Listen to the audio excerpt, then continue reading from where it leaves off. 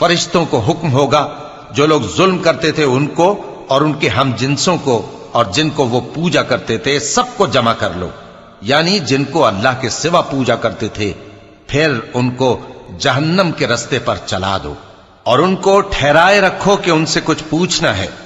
تم کو کیا ہوا کہ ایک دوسرے کی مدد نہیں کرتے؟ اصل بات یہ ہے کہ آج یہ لوگ اپنی غلطی تسلیم کر رہے ہیں اور وہ ایک دوسرے کی طرف رخ کر کے سوال و جواب کریں گے۔ پیروکار اپنے پیشواؤں سے کہیں گے کہ تم ہی ہمارے پاس دائیں طرف سے آتے تھے، وہ کہیں گے نہیں، بلکہ تم ہی ایمان لانے والے نہ تھے اور ہمارا تم پر کچھ زور نہ تھا بلکہ تم ہی سرکش لوگ تھے۔ سو ہمارے بارے میں ہمارے پروردگار کی بات پوری ہو گئی کہ اب ہم عذاب کے مزے چکھیں گے۔ سو ہم نے تم کو بھی گمراہ کیا کہ ہم خود بھی تو گمراہ تھے، پس وہ اس روز عذاب میں ایک دوسرے کے شریک ہوں گے۔ ہم گناہگاروں کے ساتھ ایسا ہی کیا کرتے ہیں۔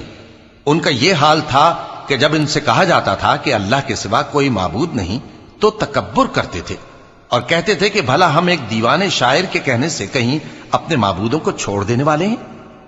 نہیں، بلکہ یہی حق لے کر آئے ہیں اور پہلے کے پیغمبروں کو سچا کہتے ہیں۔ بے شک تم تکلیف دینے والے عذاب کا مزہ چکھنے والے ہو اور تم کو بدلہ ویسا ہی ملے گا جیسے تم کام کرتے تھے۔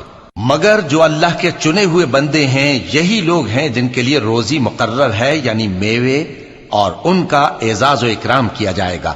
نعمت کے باغوں میں ایک دوسرے کے سامنے تختوں پر بیٹھے ہوں گے، شراب لطیف کے جام کا ان میں دور چل رہا ہوگا جو رنگ کی سفید اور پینے والوں کے لیے سراسر لذت ہوگی، نہ اس سے درد سر ہو اور نہ وہ اس سے بہکیں۔